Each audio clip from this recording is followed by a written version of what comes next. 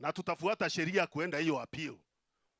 Lakini tunaona hiyo judgment kama iko na motivation nyingine beyond the law. If you read it, you listen to what they were saying, it's like they were picking ones from somebody. Isn't it? It is as if the judgment was written somewhere. Let us follow the law. Let us use this constitution. And I believe the will of the 5 million Kenyans will count for something. Where there's a will, there's a way. I have no doubt in my mind whatsoever that by this time, next year, or by the end of this year, we will have a new or an amended constitution. And God knows that is true. Now, if you've been looking for a job and you haven't gotten it, please restrain yourself. Restrain yourself, Bwana. We restrain ourselves, all of us. Restrain yourself. Don't use the position you're occupying to settle scores using the courts. Okay, all right. The Cabinet Secretary is there speaking, of course, with a bit of passion. And, of course, the fallout is real. And we know that there are intended appeals by the Attorney General, the BBI Secretariat, as well as Raila Odinga, who should be coming through probably this week. And I just want to take a look at some of the grounds of appeal that the BBI Secretariat is working on. According to lawyer Paul Mwangi, the court usurped the sovereign power of the people of Kenya and declared itself the critical decision maker on what can or cannot be promulgated in the Kenyan Constitution. The court stopped on an existent popular initiative because the steering committee for the implementation of the BBI task force report ceased to exist on 30th of June 2020 and was therefore incapable of promoting a drive to amend the constitution. They're also saying that the court deliberately ignored the evidence presented to it of the certification executed by the 4 million supporters of the popular initiative, who all declared that they had read and understood the Constitution Amendment Bill 2020. And the court deliberately ignored the evidence presented to it by Honorable Dennis Oweru and Honorable Junet Mohammed that proved that they and not President Uhuru Kenyatta were the promoters of the popular initiative to amend the Constitution. And the court dismissed without reason or explanation decisions reached by judges of equal jurisdiction on the issue of composition of IEBC, validity of BBI, and immunity of the president. And Honorable Kositany, I want to begin with you because there are those matters raised that you're saying the president was the one behind the popular initiative, that now they say the president has no mandate or power to start a process of amending the constitution, whether through parliamentary route or popular initiative. How do you resolve these issues, and do you think the appellants or the intended appellants have a case? Well, I think it is good for them to appeal, because then we will get to know more and Kenyans will be more enlightened on how illegal this process of BBI was.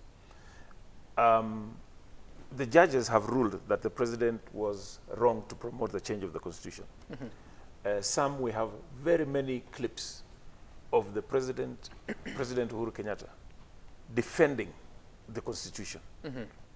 There is one clip where he was saying tutabadilisha katiba mara ngapi kwa sababu ya mtu moja, and he swore to defend and uphold the constitution of the Republic of Kenya. What we would like to know is what happened, what changed, what necessitated the drive to change the constitution, and why is there an urgency? Why is there an urgency? Because if I was on the president's side, right, and with this kind of ruling, then I would say, okay, guys, we have more serious issues. We have a pandemic. Let us now deal with it. The money that would have costed us maybe, according to IBC figure, close to 14 billion for the referendum. Let us get vaccines. I was vaccinated. I'm due for my second vaccine. The days have passed. Mm-hmm. We've been told now we've been given another 4 weeks extension, not because of medical reasons, because we do not have the vaccine for the second dose, because we are concentrating too much on BBI. This process, Sam, was never an all-inclusive process. Me and Elachi and I sit, or rather, I used to sit in the neck of the Jubilee Party. Mm-hmm. If this was a process that was all-inclusive, what the president should have done, and which the ODM leader did, he went and briefed his neck. He had a parliamentary group meeting of ODM, and they were briefed on the process of the constitutional amendments that were coming. As Jubilee, we never sat as neck. We never had a PG where the president said, now we've had a handshake, and out of the handshake, we require to change the constitution, and these are the things that we want, and to buy in, so for him to buy our support. We never. But would that help anyway? Because the judges say, if it's popular initiative, the president has no role. Even if he came and spoke to you, it would still amount to nothing. It would have helped, because in that setup, somebody would have said, now, Your Excellency, if this is the route, then we need to do it this way. We need to do it this way. And that is a problem why... The only two routes, yes, parliamentary and popular which would have been, let us look for our JICO, who will now initiate the process. And then we support it from the back. Or let us use the parliamentary initiative. You see, but this thing was always... excuse me. Just a moment, let him finish. So it is actually a failure on the part of the president to have an all-inclusive process, whereby things were just decided and we were told, as a political party, you're required to involve your members, the members of your political party. ODM did it. Jubilee never did it. What I'm saying is, I mean, whichever route you use, even if you find a Wanjiko somewhere, as long as it can be traced to the president, still would be where we are, because the judges are saying that he has no role to initiate popular initiative or even parliamentary initiative, and actually he would have been termed to have contravened the constitution. Sam, if we sat at a PG meeting and the president said, we want to initiate a change of the constitution, and we had a discussion and we all have the buy-in, then we move to the how. Once we move to the how, we have removed the president from initiating this process. But here he's on record every day saying, tunataka kubadilisha katiba, tumesema we are changing the constitution because the Kenyans have been fighting after every election. When you read this BBI proposal, there is not a single sentence that addresses political violence. It is not mentioned anywhere. Yet we are being told this BBI is going to. So it's a fraud. No, excuse me. BBI is a fraud. No, I think let me correct something here. Okay. I think we are living in very difficult times as a country. If you remember what we have been going through now in political reality, the opposition in government is not from the opposition officially. It is within government. Now, when my brother says these guys, when they went to Washingishu, there are 6 MPs who none of them went there. Even if you call that public participation in that stadium today of a BBI, the same MPs will not go there. But he doesn't want to clarify that they have been anti-BBI from the date of the handshake, March 9, 2018. The mother of the BBI is the handshake. They have been fighting that handshake throughout. Now, for that reason, whatever has happened, they have been calling it unpopular. Now, from the issue of unpopular up to the date when we voted, I remember there was a tweet from the DP stating, oh, in Maneno and democracy, and we have accepted, and it came out well. But when the ruling also came, yanasema Mungu iko Kenya, you wonder which kama Mungu ako na nusu ya Kenya, ako na quota ya Kenya, or on God is for us all. The issue is we don't have any consistency within our brothers who don't want this BBI from day one, but they will turn around and say, oh, no, we are fighting for Kenyans. Which Kenyans? Because there's nobody who has an entitlement to Kenyans. It is all, I can also wake up one morning, for example, Waiga. Sorry. Sami. It's okay. Sami, if I woke up today and I want to scrap the Kenya Constitution, just set it aside. I would not have broken the law because I want to replace the Kenya Constitution. What would be happening is I will be asked, can you follow the Constitution in order to change the Constitution? That is the process. So when anybody has proposed a change of the Constitution, you can never be told you have violated the Constitution by saying you want to change it. Wanting to change it, we were craving for the change of the Constitution in the 90s. And I can see all these shenanigans jumping around.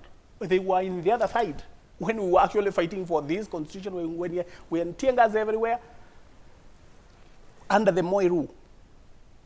But today, you'll find them saying, oh, we are Democrats, we want an elaborate... But Honorable Moore, isn't that how politics works? No, but I'm saying... People take positions depending on what favors them. I agree with you, but when you are taking positions and then you are having them legislated by a bench, there's a difference. You can go and legislate them in parliament, we are okay. Okay, I asked him if it would have helped anything, and he said that had the president come and consulted with the Jubilee Party, it would have informed better process that would avoid this. And I'm just wondering, would that mean that there would not have been a challenge at the High Court? Not only that, the handshake, when it came, has there been any acceptance from any of them in that team saying the handshake is good for the country? Was it a must to accept? It was never a must. Okay, Now you have answered it, actually. No, that's exactly what I'm saying. Sam, I think democracy says that we will have those who say they would wish, those who say they don't. And for me, I think I'll stop there. But now let us come to the issue, the fundamental issue of the president starting a popular initiative. Now, if I go through the judgment, then indeed the president, as a first citizen of this country, because the Constitution says for you to vie in this country, first you must be a Kenyan, a citizen. And therefore, what we are trying now to look again at is we are asking ourselves, do we need to legislate on how to start a popular initiative? Is that what the judges are telling us? That we need to have legislation so that you are able to define that indeed when you're in the presidency, you cannot be a citizen who will start a popular initiative. It's also a question that, a very fundamental question that now people should start asking. But for the reality now, the president is citizen zero. He's the first citizen before anything. But he is not an ordinary citizen. Well, according to the judges, he is 13 times an ordinary citizen. And therefore, he has a right as any other citizen. It's like we are saying the president has no right at all as a president to fight for his rights. Is that what we want to say in this country? That when you are a president, you have no right to fight for you have no right at all to come out of your presidency and become a citizen? I believe he has to become a citizen. He is a father, So and therefore... So I'm just wondering, how do you draw the line? The Especially judges, in management that's of why public I'm saying, affairs. that's why I'm saying now what the judgment is trying to tell us is that we may need a legislation to define again popular initiative, yet we say the Constitution is supreme. You see, if you put all these things in legislation, then you find yourself again tying, you will have completely usurped the powers of the citizens because there are some of their rights that are fundamental in the Constitution and do not need legislation. Then I go back and ask myself the next question, Sam, that if indeed the judgment was that, yes, the president is the one who started, yet there were promoters. I think the promoters are the ones who have carried the agenda to the end.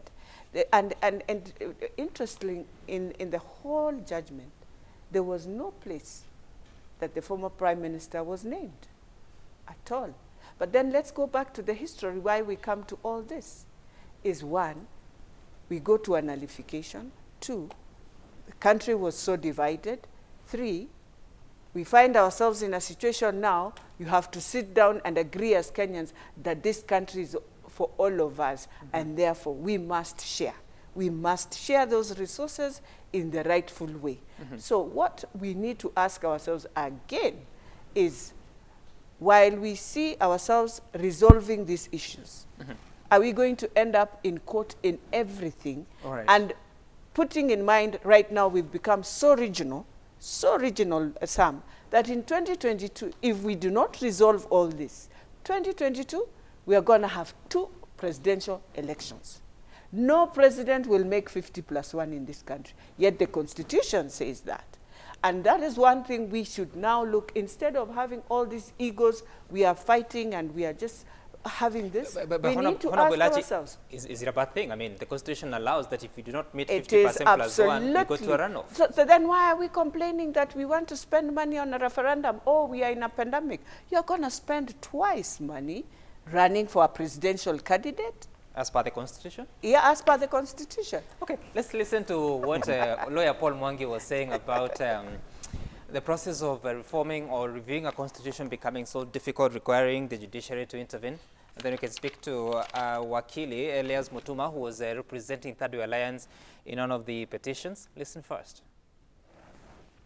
What that means is that if you ever want to amend the Constitution of Kenya, you will always have to go to the judiciary and ask them whether what you want to deal with is amendable or not. It's a basic structure. It's a decision judges will have to make every time anybody wants to amend the Constitution. So who owns this Constitution now? This Constitution is now owned by judges. They are now above people's sovereignty. Right, and Wakili Elias Motuma, who's joining us by way of phone. Good morning, and I'm sure you've been following the conversation. And there are issues that are coming out, including the demeanor of the judges on the bench, the question of speaking to Mr. Uhuru Kenyatta. Some people have not taken that kindly. It appears to be, what should I call it, disrespect. But also the question, which is one of the grounds of appeal, that it appears that once you want to amend a constitution, then you must go to the judiciary. First of all, from where you sit, is there any part of the constitution that cannot be amended? Thank you so much, Sam, and the panelists. I've been following the discussion keenly. Allow me first of all correct three impressions that have been created by Honorable Elachi and Honorable Maoka Maure.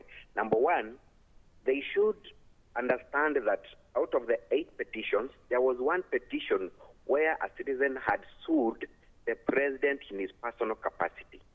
Now, the president did not defend himself, did not even enter appearance.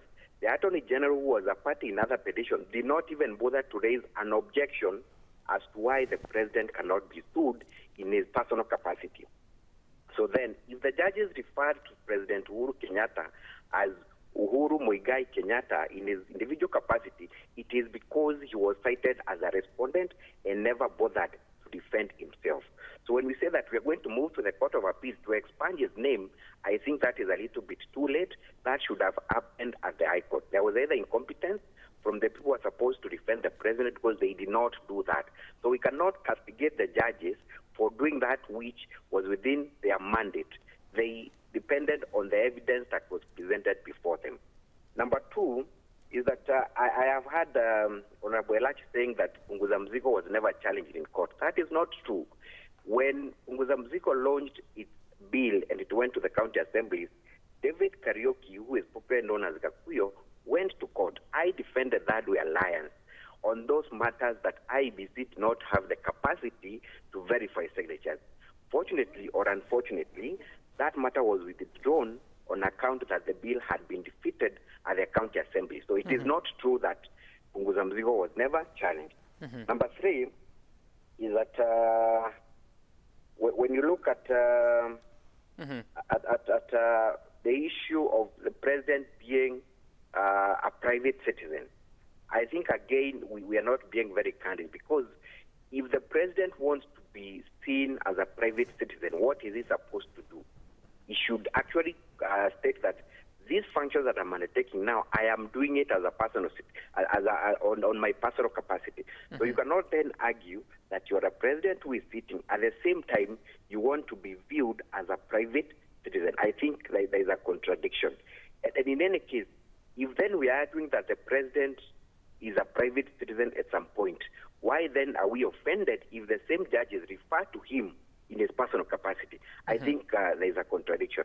On the issue of Paul Mwangi, whether every time we need to amend our constitution, we must move and seek leave from court, I think again that is being insincere, because what the court in essence said was that the threshold of public participation has been set. And we had lawyers, competent lawyers, who know the threshold of public participation. I mean, our courts have defined public participation. It must be meaningful. It must be seen to have been done. And that is why the court was saying that if you want to alter the basic structure of the Constitution, the process that you must undertake is a process that is akin to one that is done when you are enacting a new constitution. It's not like we are saying that you have to go to court and seek permission, but you must involve the citizens meaningfully by civic education, number one.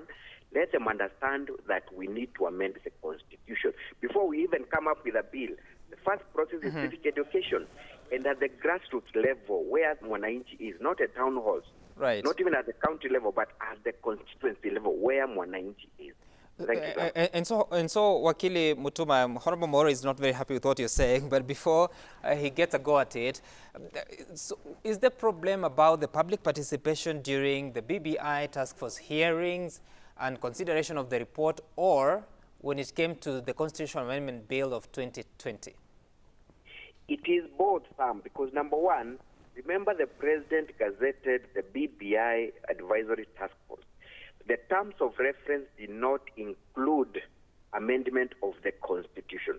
So if there was anyone who gave their views at that point, they gave their views not knowing that they were giving their views that were geared towards amendment of a Constitution. So for public participation to take place and for it to be effective and meaningful, you must come out clearly in a very candid manner that we have formed a body that the end result would be to amend the Constitution, so that as I give my views to the task force, I am doing so knowing very well that I am giving proposals for the amendment of a Constitution, not for the terms of reference that were gazetted. I think if I can remember correctly, they spoke about to look at any administrative or policy issues that may require review or even of different laws.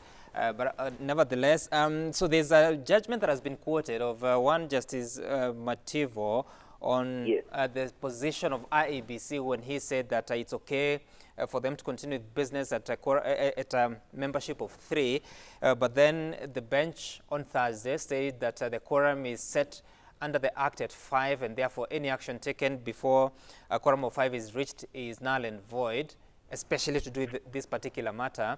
How do you resolve that? The judgment you're referring to is a judgment by Justice Wilfroda Okwani that, I mean, that petition itself was narrow in nature. The declarations that were being sought then were very different from the declarations that were being sought in these petitions. And what Justice Okwani said is that IBC does not have quorum when it comes to matters policy. So it means that when IBC sits down to discuss and decide on policy, then we must have a quorum of at least 5. That she came out clear. But then she found that the issues before her then did not touch on policy issues. Now, when the same question arose a few years later, the 5-judge bench actually found that any matters to do with amendment of a constitution, any matter that touches on whether we should proceed to a referendum, any matter that touches on verification of signatures, those are policy issues. So they somehow agreed with what Justice Okwani said, but departed from her in defining what policy is. So that now IBC cannot proceed on any policy issue. So I understand the quagmire we are in, because now all the by-elections that have been conducted are voidable. If anyone was to go to court, actually that would be a very good ground to challenge those by-elections. But that, in essence, that is what the court had in mind. Okay, all right. Thank you so much, Wakili Elias Mutuma. And if you allow me, Sam. Yes, because you need to take a break. Honorable Elachi saying that Wanjiko is a street name that has not been defined. Again, that is wrong. If you've gone through the judgment, the court took us through a constitutional history from 1963 to 2010, and they told us where the name Wanjiko came from during the clamor for multipartyism, when President Moi said that, why do you want to include Wanjiko in these discussions? What does Wanjiko know about amendment of a constitution? So Wanjiko was a name that was introduced by President Moi, and then now the people who were clamoring for reforms started referring to Wanjiko to mean Mwananchi. And that is defined in the judgment that we are talking about. It is there. If anyone has read it, they will find it in the preamble of that judgment. Okay, all right. Thank you so much, Elias Mutuma. Of course, he was one of the lawyers representing petitioner in the case that it's Third Way Alliance. I know Honorable Mori is burning to respond, but we need to take a short break. When we return, we'll be getting into that and looking on the way forward as the appeals are being processed or being prepared to be taken to the Court of Appeal. We'll also be looking at the impact on the political framework of this country ahead of 2022 elections.